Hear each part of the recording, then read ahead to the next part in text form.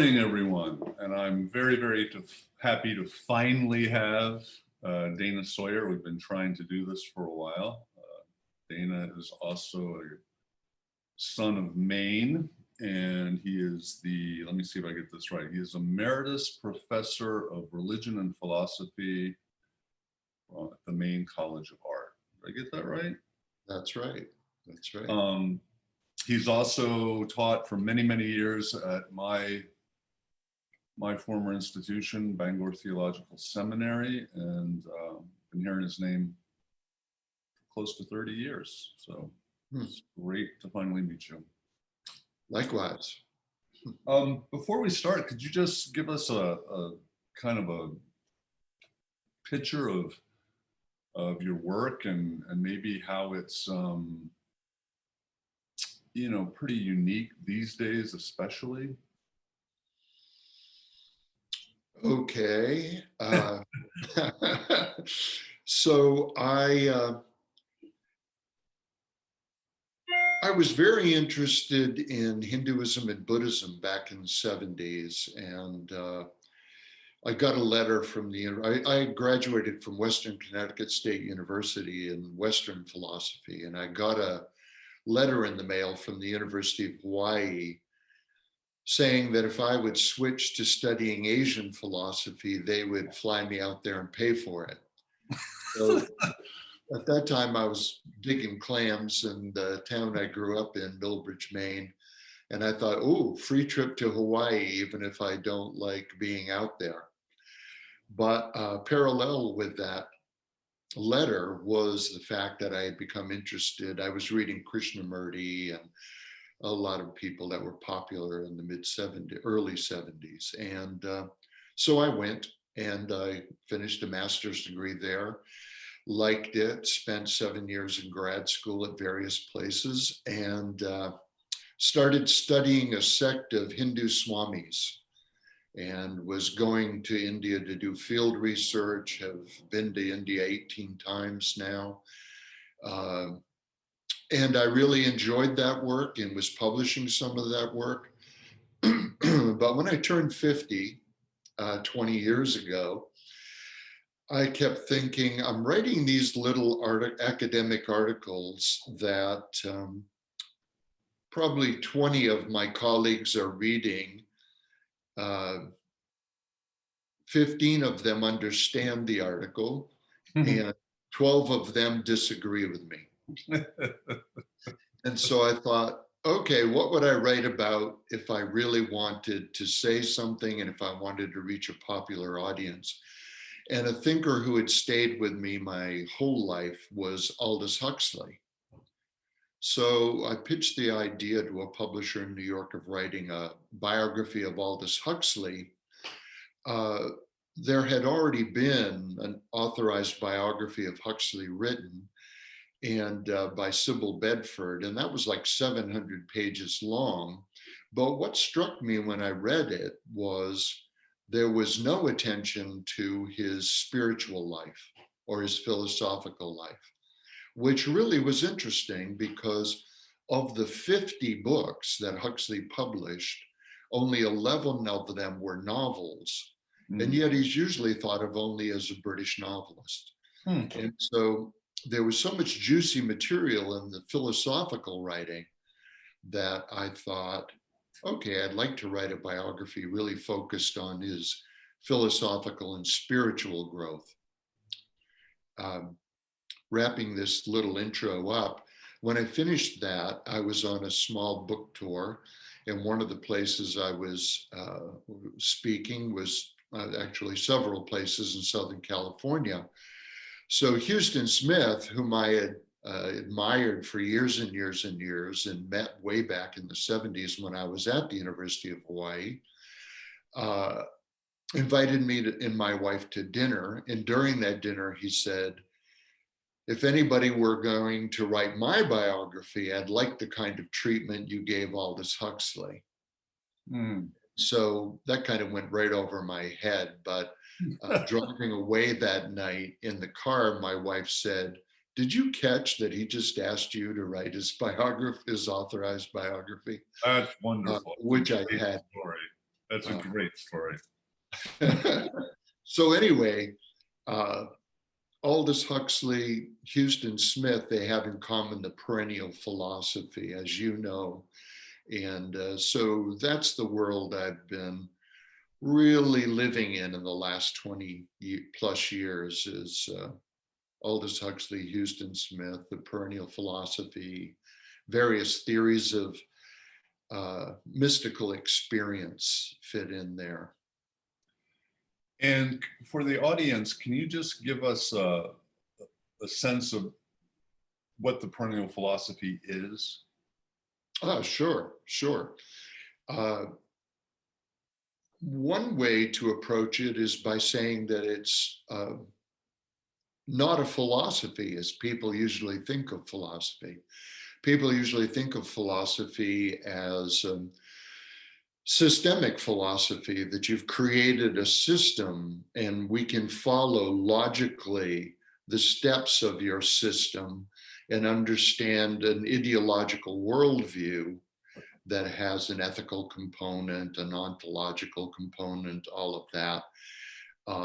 The perennial philosophy isn't that. The perennial philosophy is the view that if we look across world mysticism, specifically mystical experience, so visionary experience or various kinds of psi experience, precognition, telepathy, all these different things that we throw under this in this catch-all category of mystical, then there is one experience that not always, but very often comes up where the mystic says that they have melted into or united with ultimate reality / God / the sacred. They've become one with the sacred or absolute, if you will.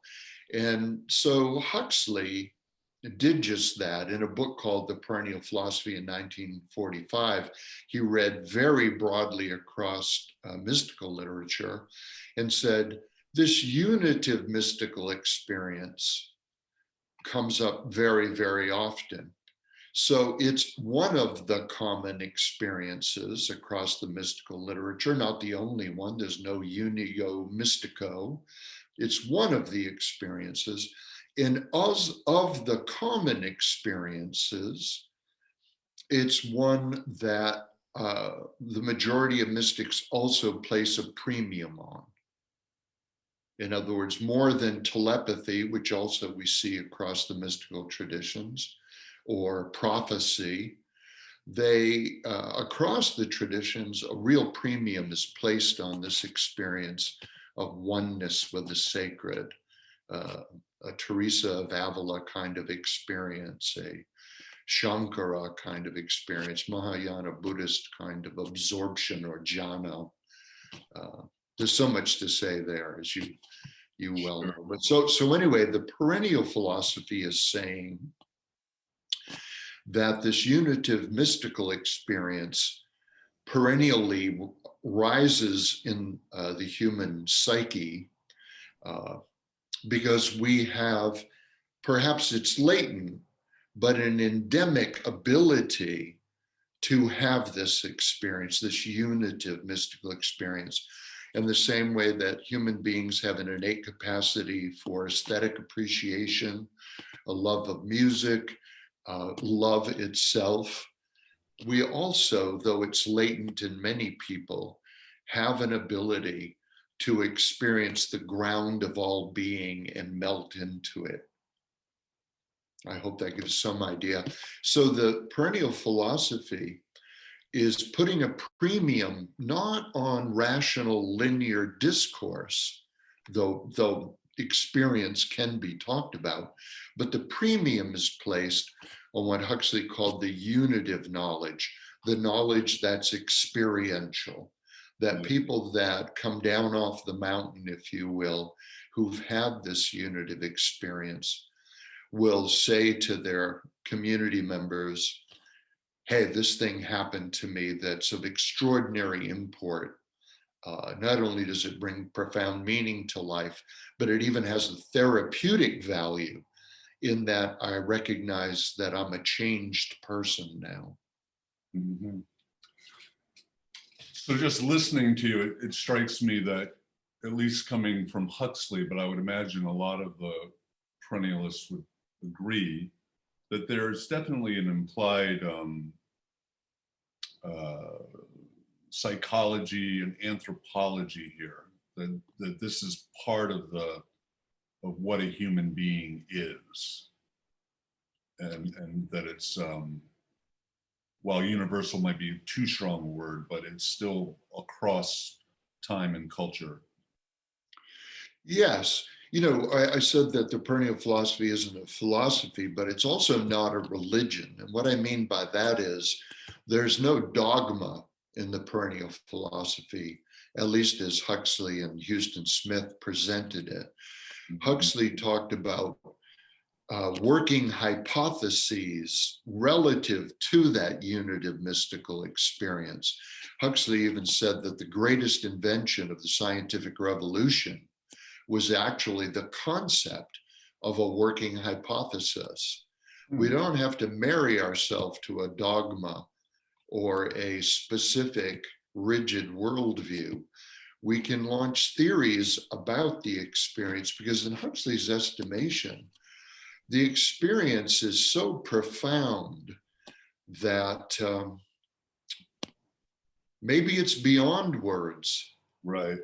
We can talk about it and we can launch theories about it, but it may exceed our ability to conceptualize, though we can experience it, perhaps like love, Mm-hmm. right? Mm-hmm. Exceeds I concept. can't define it, but I know it when I've experienced it. Exactly. And from their perspective, we greatly underestimate the value of what you just said, that the experience and knowing it with the instrument of the human soul, the human spirit, is profound. What a microscope doesn't reveal and a telescope doesn't reveal, the human heart can. That was the view of not only Huxley, but of the mystics themselves. That's beautiful.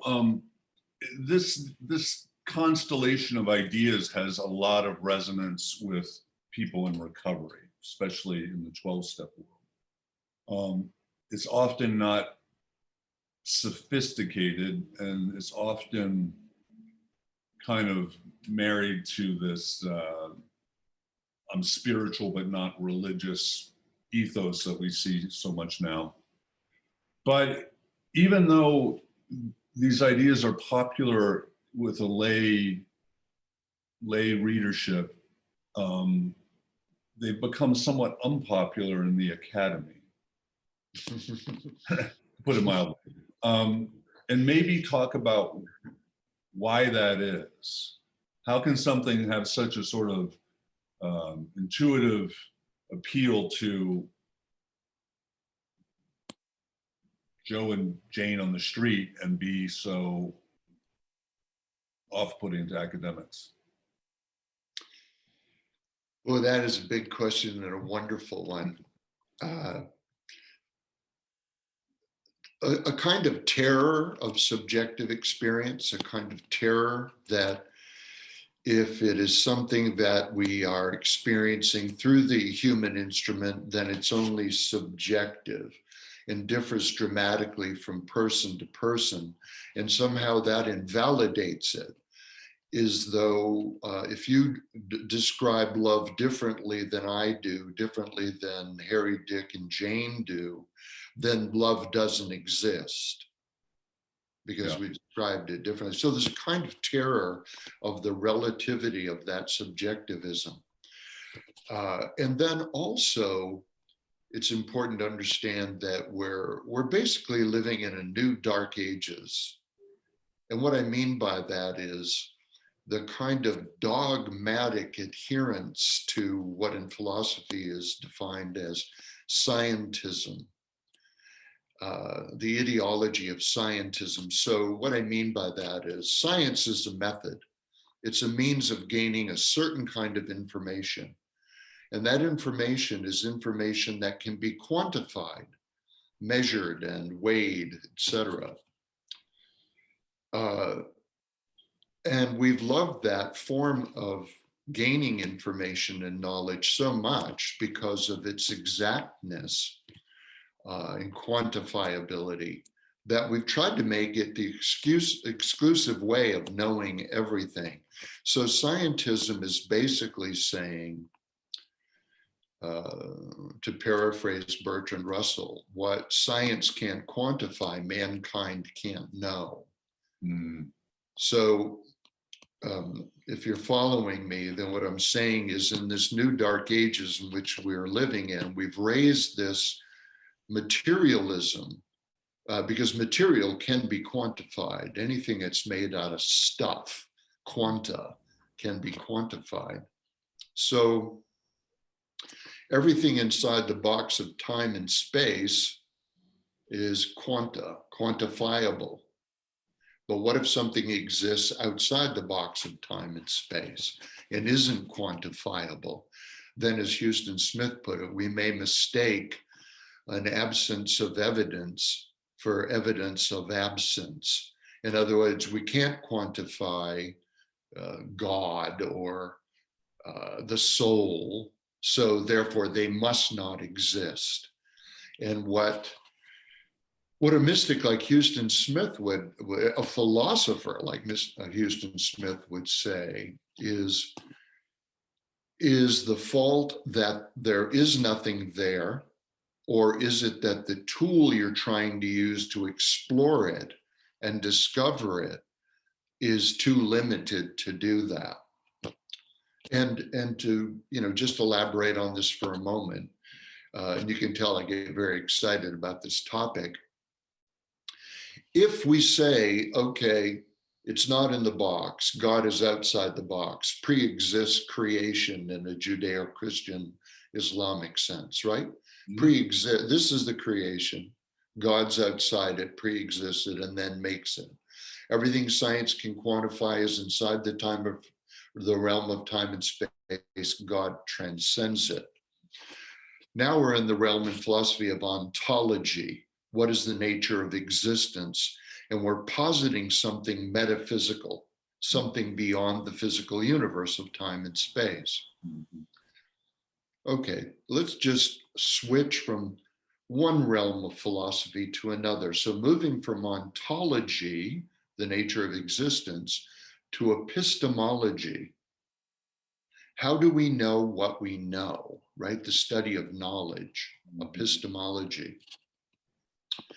Now, everything becomes metaphysical if we're dealing with the world of values or aesthetics or morals that, let me give you an example. If we walk into an art gallery and we're looking, or if I panned this computer around, you could see various images on the wall. We could say, how many paintings are in this room?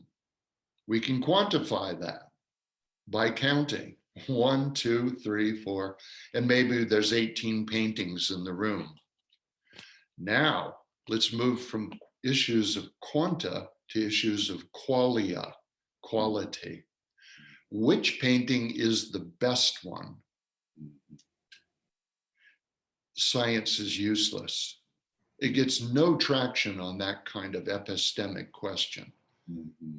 It cannot quantify which painting is the best. Mm-hmm. So I'm just giving you one example of a limit of science. So the danger is if we raise one method of knowing, the scientific method, to an ideology, an absolute ideology, where whatever can't be quantified doesn't exist, where love can't be quantified, beauty can't be quantified. What is interesting about objects is also relative. I hope you see what I'm saying, that I'm giving you a roundabout, elaborate way of saying this is why in the academy today, we don't find a lot of clear philosophical discussion around issues of mystical experience, for example, religious experience in general, because there's a fear of going back to a previous dogma that tried to create crib death for science. Oh, you're going back into woo-woo and woolly-mindedness like all the religions. And actually, they've thrown the baby out with the bathwater. Whole branches of philosophy are being thrown out. Yeah. During this colonization of the humanities by strict materialism and scientism. And yet on the outside of the academy, so we got this paradoxical situation that I would say we're in a dark ages, both in and out for maybe different reasons. But outside of the academy, we see as much spiritual thirst and novel experience and extraordinary experience than we've ever seen. And so there's something in the culture, the higher academic, but not just academic, you can certainly see this in the medical and clinical world, exclusion of these experiences, exclusion of subjectivity or an invalidation of it, and yet people are as hungry and creative as they've ever been. You put your finger right on it. Because we in the academy have invalidated certain aspects of what it means to be human, it doesn't mean that those aspects went away. Right. They're still there. So they're going to float up.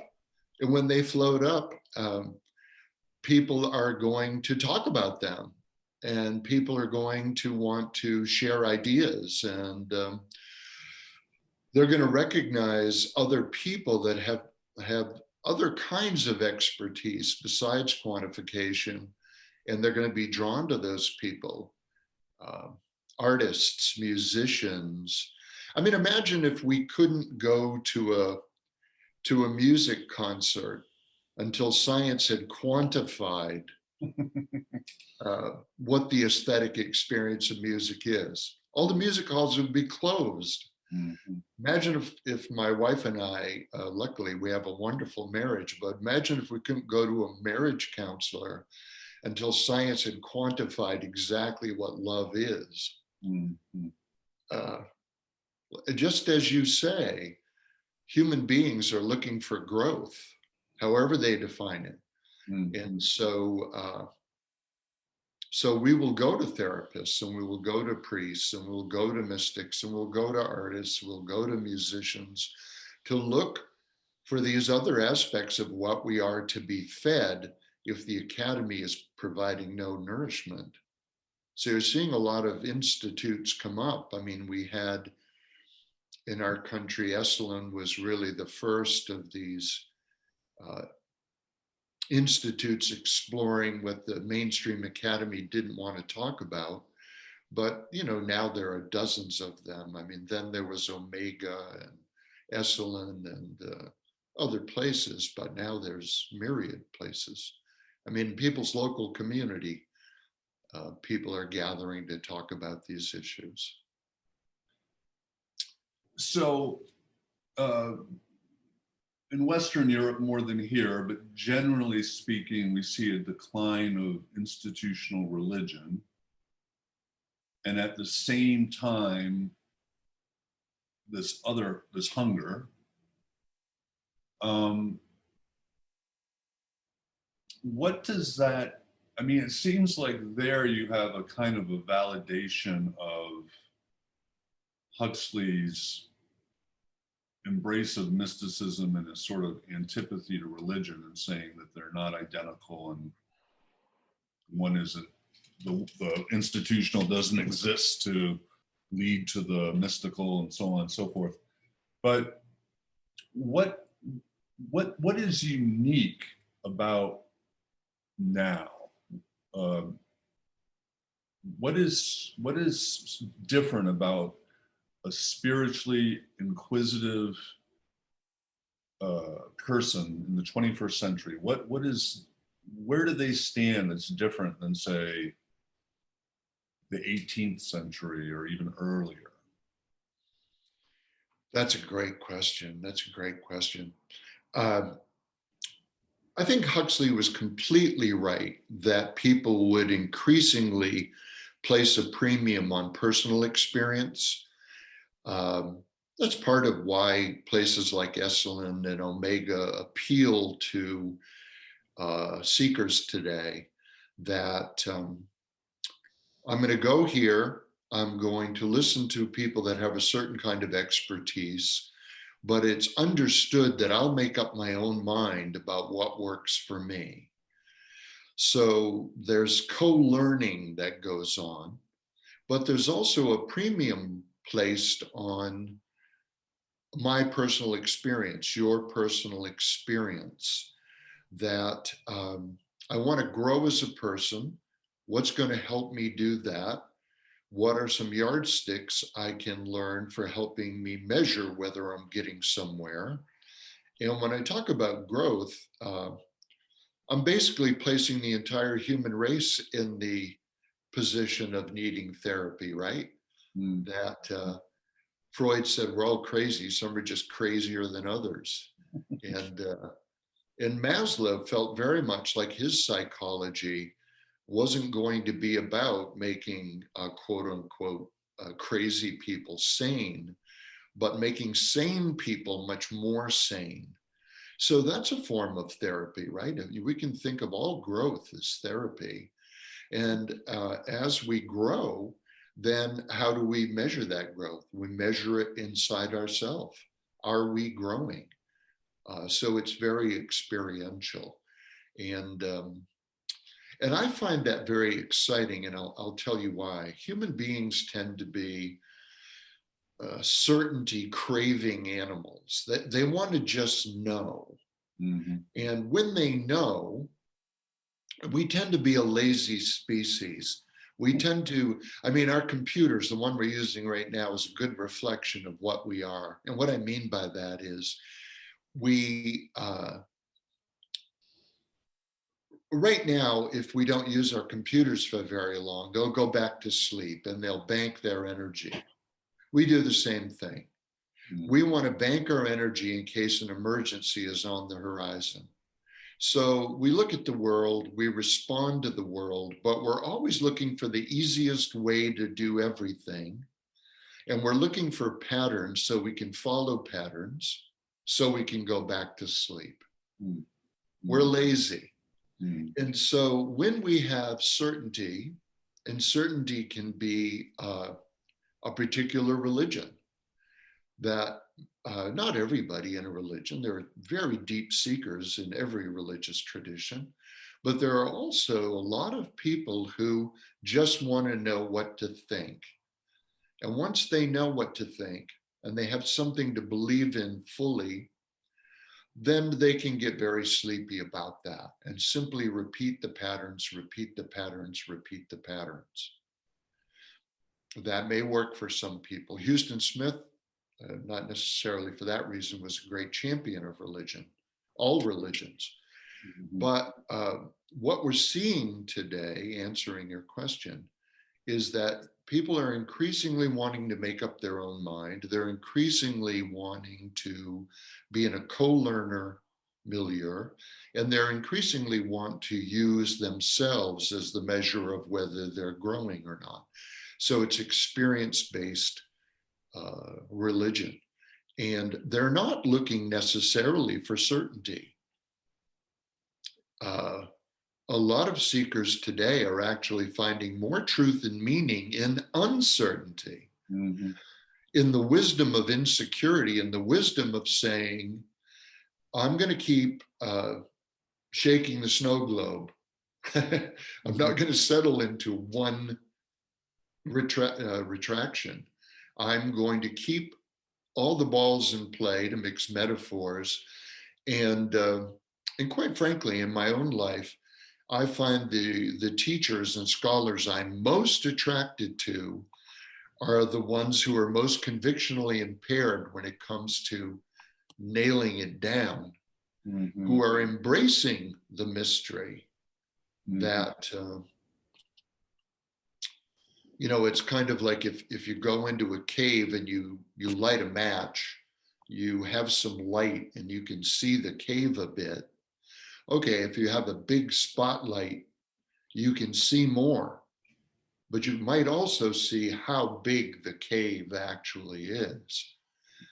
And so when you're using philosophical exploration, not necessarily to nail down certainty, but keeping open to the fact that the mystery just might keep getting bigger. We're seeing a lot of that in today's spirituality. Yeah, it's very much the waters I swim in my work and in that kind of recovery community.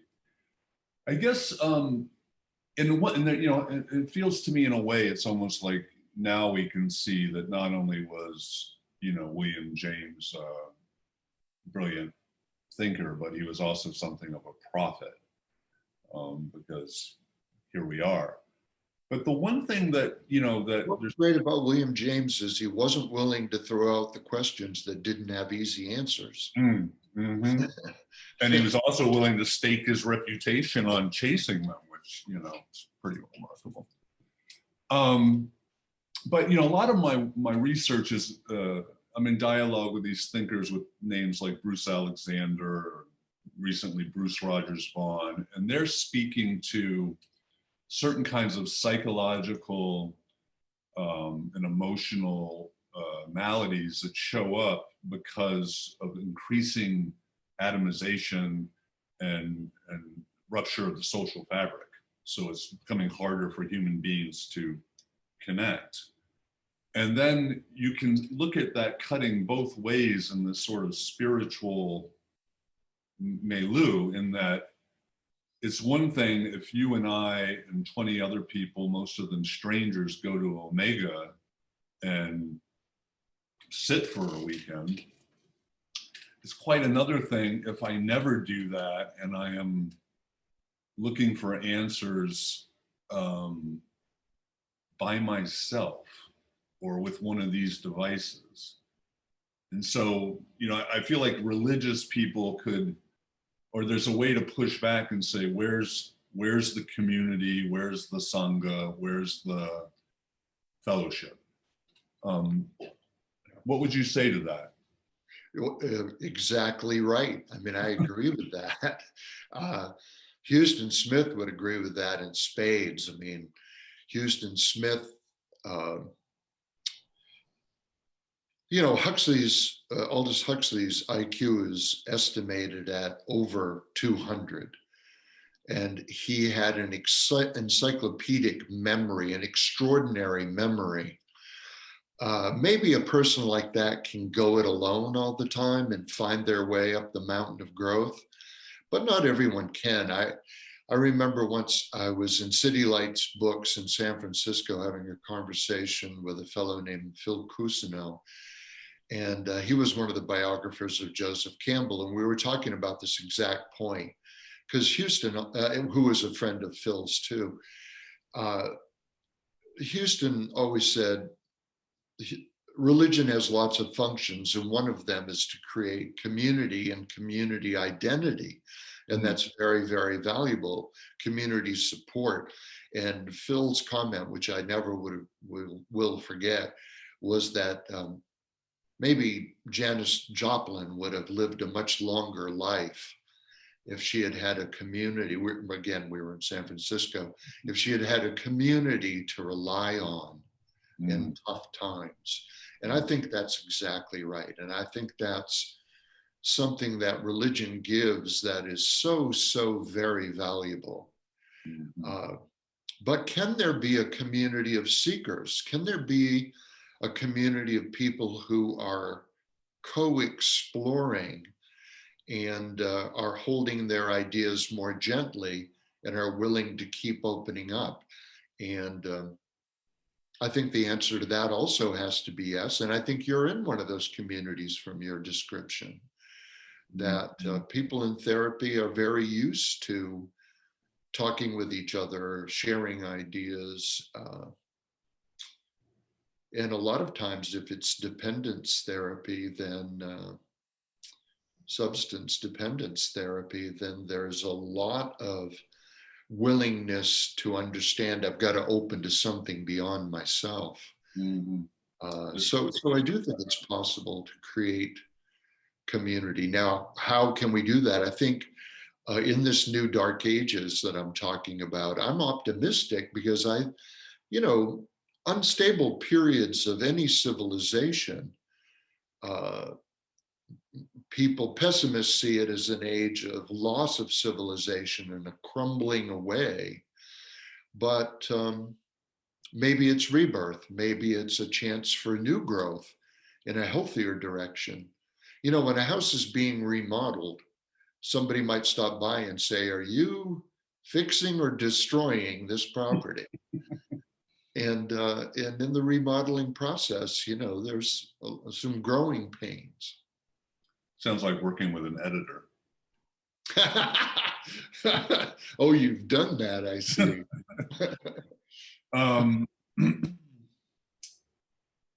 Yeah, so I would imagine though, what in your idle moments you imagine that community to look like, that you're seeing shoots of that kind of community emerging, but yet there still hasn't been a robust realization of that community.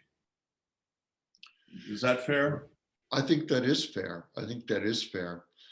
And just as you say, there's a tendency to go into online chat groups and stick with your little posse, or as people aren't finding everything they need in the academy on the level of the humanities, artist collectives are coming up, and spiritual collectives are coming up, et cetera. Music collectives are coming up. So when will these groups start talking with each other? Will they? I don't think they necessarily have to create a new monolith, if you know what I mean. Sure. I don't think they necessarily have to do that, but there has to be, or I said should be, more communication between them, more willingness perhaps to, this is what our little exploratory group has found. What has yours found? I mean, it's kind of, do you see what I mean? I do. Yeah, and I mean, if you're turning up, we're reinventing the wheel maybe if we don't talk with each other. And so speaking across these different groups, I think, is something we're going to see happen more and more and more. I mean, you're already finding certain online magazines and things that want to be a clearinghouse for lots of ideas. Even in maybe an example of that is the journal Tricycle. And why it just popped into my mind is they're so wonderfully open-minded and looking across the various Buddhist traditions, and even of challenging the Buddhist traditions, which is very open-minded. And so will more and more of that happen across the various explorations into the unknown territory? I think it will. We can only hope. There are two other questions I'd like to ask before we close. And one is, are you acquainted with the podcast called Weird Studies? No. It's very good. I can tell. It's really good. It's very good. And there's a guy, one of the co-hosts is a guy named J.F. Martell, who is a filmmaker. And they did a show about, I think it's a Netflix documentary that was done on Osho, the Bhagwan. And it was a great discussion. But one of the things is JF got his back up a little bit when the subject of spiritual and not religious came up. And what he said about that is he appreciated a lot of it, yada, yada, yada. But he believed that it led to a kind of dilettantishness. And that for him, things became properly religious. And he's saying this in a very specialized way, became properly religious when you were hooked by something, meaning that something touched you in such a way that not only could you not leave it alone, it would not leave you alone. And I think he even likened it to being in a marriage, meaning you're in for the long haul, you have your grievances, and there are things in the marriage that will probably never be resolved, and yet you're hooked. The commitment is there. And I was very, very moved by that because, for the following week, I'm wearing the glasses of that and looking at the world around me, and I'm like, hooked, not hooked, hooked, dilettante. And I'm just wondering what you think of that. Well, I totally agree that dilettantism can be a danger, that you think you're understanding something, you're not understanding it at all. I remember in A Fish Called Wanda, when Jamie Lee Curtis says to Kevin Kline, "Oh, and by the way, every man for himself is not the essence of Buddhism." So he had some kind of dilettante understanding of Buddhism that he kept pitching to her as its essence. So dilettantism is a danger. But, and I also agree that some of the seekers and elders in the growth process that we have today, like Brother Standelrast, are geniuses of the soul and should be listened to. And they've found a very effective context in which to grow inside their Christianity. Thomas Merton was an example of that phenomenon. And it happens in other religions, but it doesn't only happen in religions. And, you air a common criticism of what people call the New Age or cafeteria style religion, that we're like little children going to a buffet and we only take what we want instead of what we need for nourishment. And that is a problem of, picking, just dilettantism, picking and choosing what you like. Now, at the same time, just recently, I heard a wonderful podcast by a dear friend of mine, Mirabai Starr. And Mirabai was accused of this. Somebody said, instead of digging a lot of shallow holes, they're using this analogy, exploring Buddhism a little bit, Hinduism a little bit, Christianity a lot. She knows a lot about Christian mysticism, especially. Instead of digging a lot of shallow holes, you should dig one very deep well. So stay inside of one religion. And she thought about it. In the podcast, she has a wonderful expression on her face. She thought about it very deeply and she said, "No, that's wrong. I'm using a lot of different tools to dig one very deep well." And, I think after what it is now, 40 years of concerted seeking on her part, and that she's obviously gotten somewhere, shows us that there's nuance in there, that not every path is the path for anyone. Yeah. Some people aren't as equipped perhaps to do the exploration into lots of traditions and distillation, nor do they need to. Yeah. Right? Yeah. And the final question kind of makes me wish I read the second article, has to do with this iteration of the psychedelic renaissance and the role that plays, or the way the perennial philosophy thinks about what's going on there? Well, Huxley and Huston Smith, just cutting right to the chase, Huxley and Huston Smith both never backed down from the idea that psychedelic drugs are a very useful tool for awakening and growth. First of all, to say that they're not is to invalidate so many traditional human religions, right? Mm-hmm. I mean, we just threw the Native American church right out the window. Mm-hmm. Religions on every continent that have used psychedelic as a sacrament. So that's important to recognize.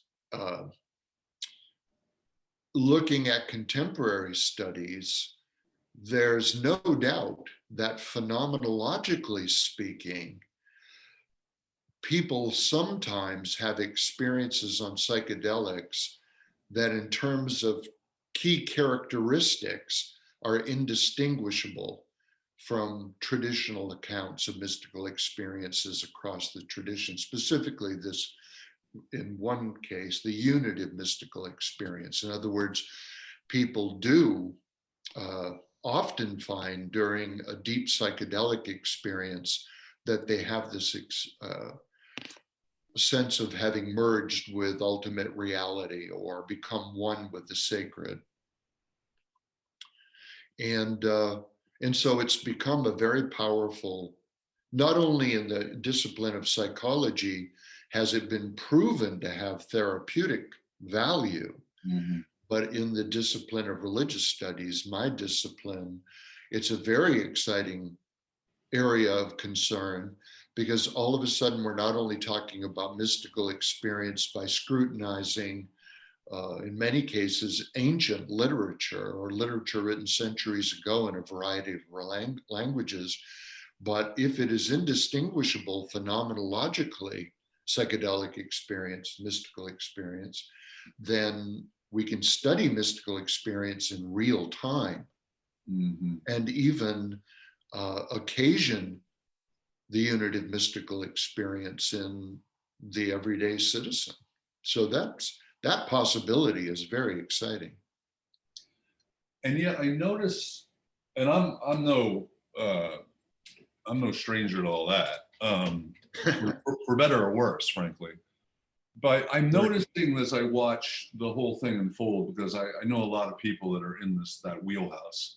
Gotcha. From many different quarters. I mean, some are actually trading on the stock market. Others they've been to Peru and that kind of thing. But what I'm noticing is that I'm noticing it's not nearly as bad as the 60s, or at least it seems to me, that there's not this same kind of reckless, Pollyanna-ish, this is the solution attitude. But I'm also noticing that there's this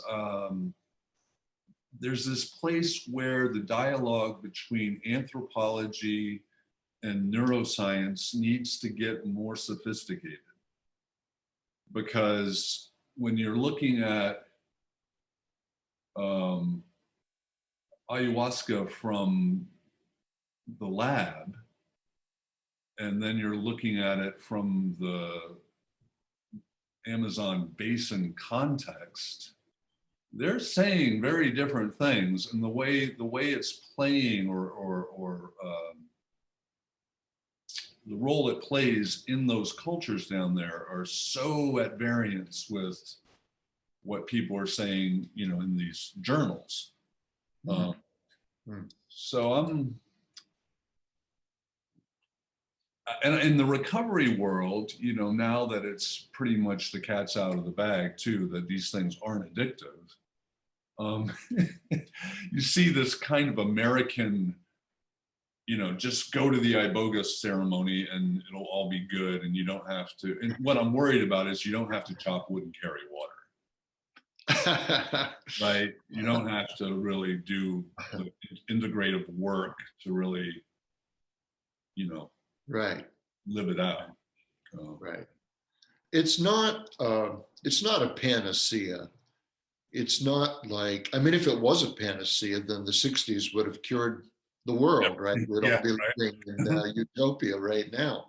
So it's not a panacea. Is it a tool? Yes, it is a tool. I mean, that's my opinion, right? Uh, so, Ken Wilber says we not only have to wake up, we have to clean up, and we have to grow up. And I agree with that. And what I mean is having a breakthrough kind of experience, like the unitive mystical experience, is extremely valuable.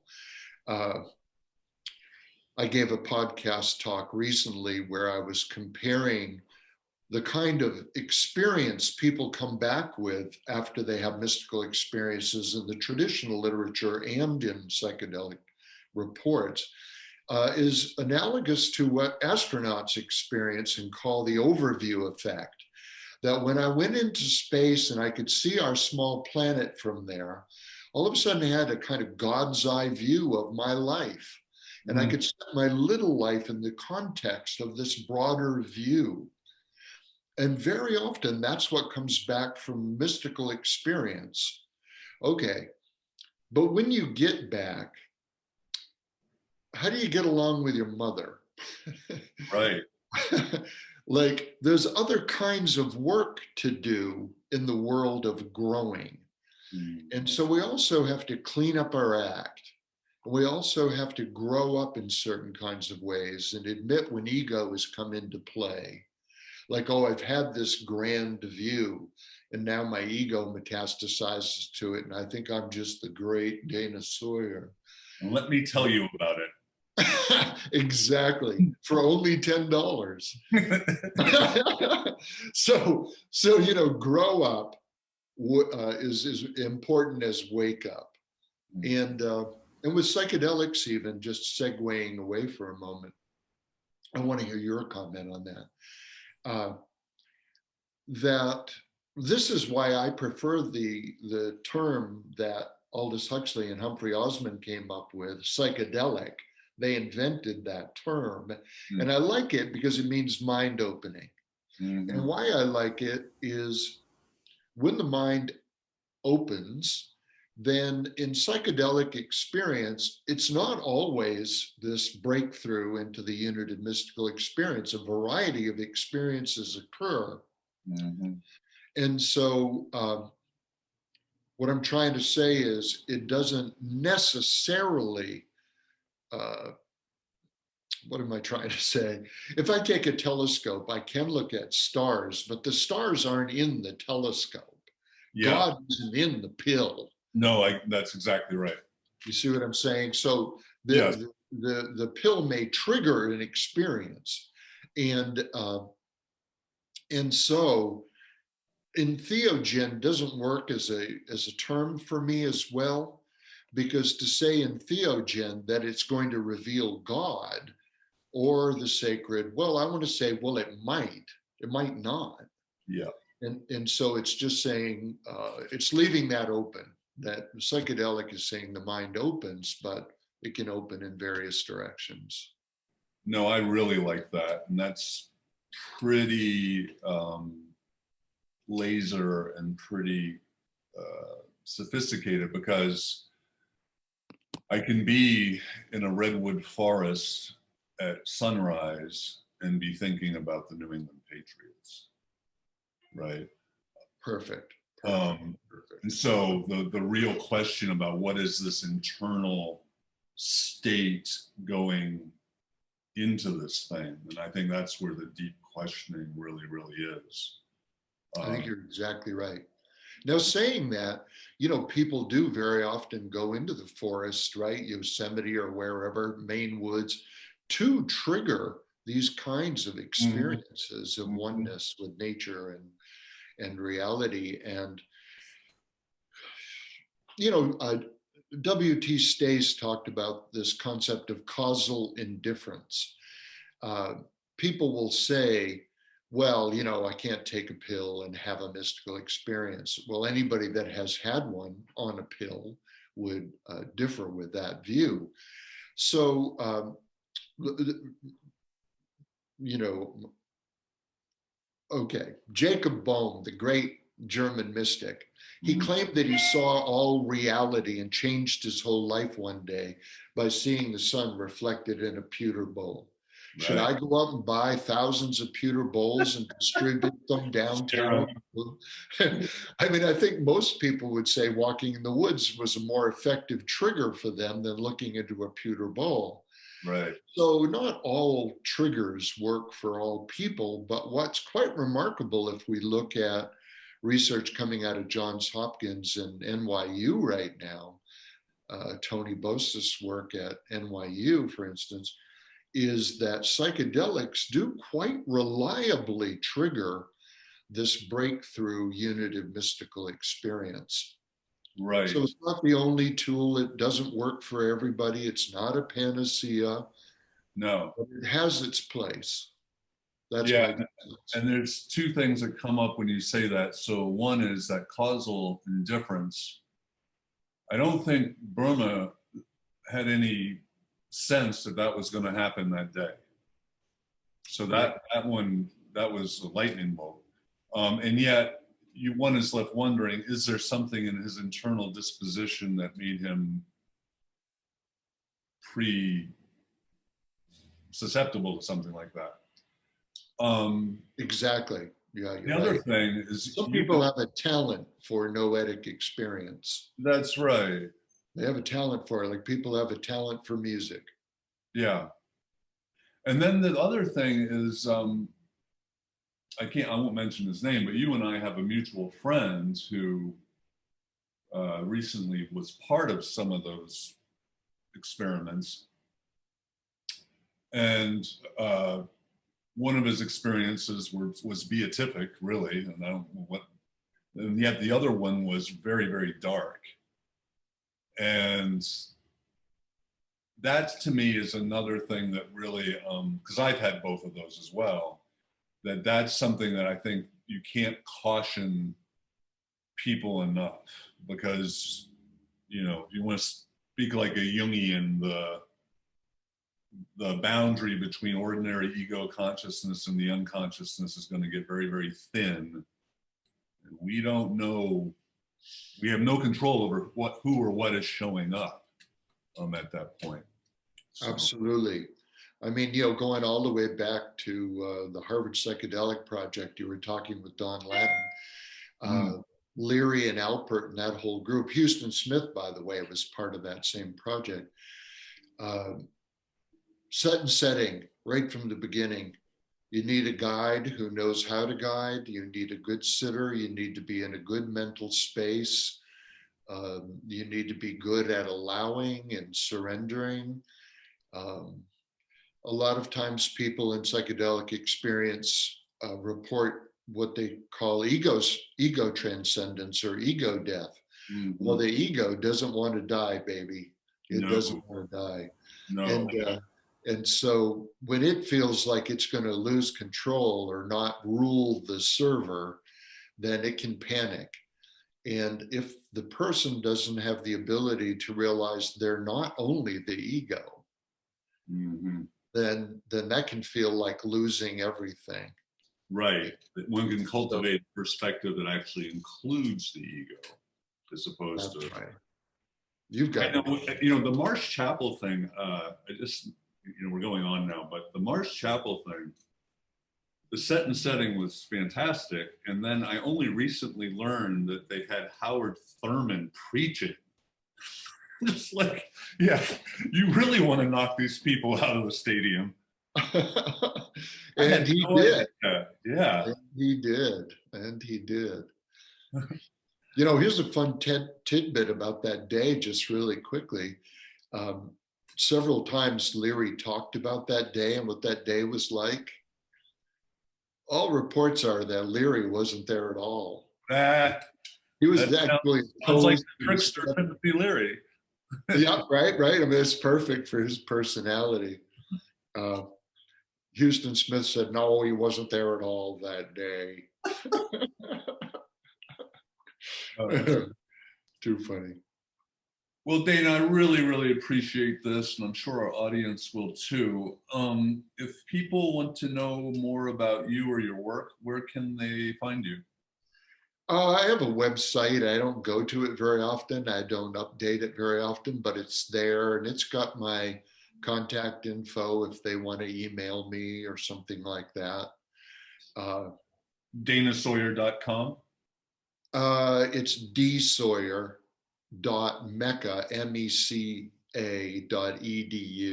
So I'm an emeritus, so I kept my college, uh, you know, email address. Uh, and that Aldous Huxley biography that I wrote, which is, for a guy that wrote thousands and thousands and thousands of pages, is less than 200 pages. And it's basically start here, go anywhere in terms of my own thinking, because quite frankly, I'm a Huxleyan in almost all ways. Some modifications came in with Huston Smith, but mostly his view is my view. So hopefully I've described it correctly in there. I have not read it, but I have read this, people, and So that's the expanded version. well, it was great, and not only was it a great authorized biography of Huston Smith, but it takes you through the 20th century. So much of the currents that we are talking about in this conversation, this man lived them. Absolutely. I mean, and what was it? Vedanta? It was Vedanta, Sufism, Methodism, uh, Tibetan Buddhism late in life. He became deeply involved with these things in a way that it certainly was not a outside-in academic perspective. He was really one of the founders of the, the idea that you would walk a mile in somebody's shoes or their sandals or whatever, that participant observer model of studying religion. If I want to know what Zen Buddhist meditation is about, I'm going to meditate.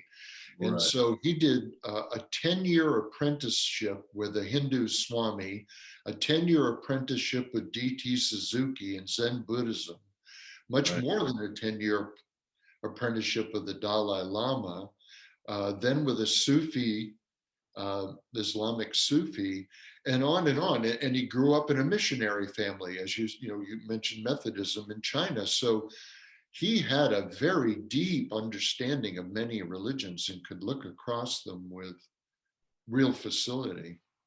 And as you say, the 20th century was his playground. I mean, one time the Christian Science Monitor referred to him as religion's rock star. He was just this amazing personality. So if you read the biography of Huston Smith, you're basically reading a history of Western philosophy and its interest in religion and spirituality for the entire 20th century. Well, and there's a real, you really capture a real generosity of spirit. And so I think I'm sure he was happy with the book.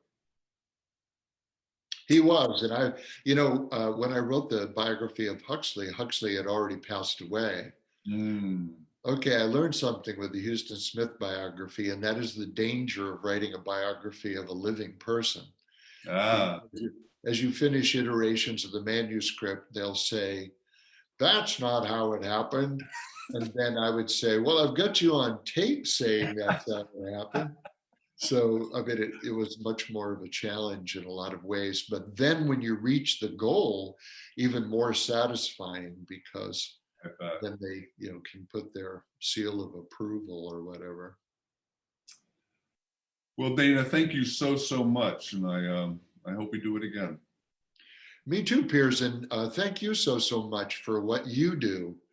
I told you before we started talking, I listened to a couple of your recent podcasts, and such a valuable ministry, if you will, such a valuable platform to create a clearinghouse for lots of interesting ideas. And it's so much fun. I would agree with that. Yeah. All righty. Well, thank you so All much. the best, my friend.